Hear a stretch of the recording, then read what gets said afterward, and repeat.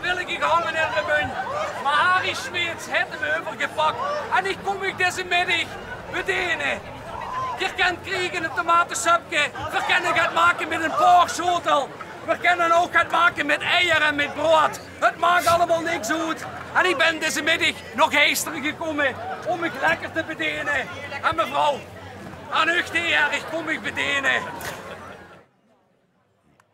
Het is niet moeilijk, hè, Inzergengeltje. Nee. Ja, lekker. Dit? Die alleen moest alles zelf verzetten. Weg. Kijk van te weer. Nou, verzet maar weer even de klok, jongens. Ja, dat hangen.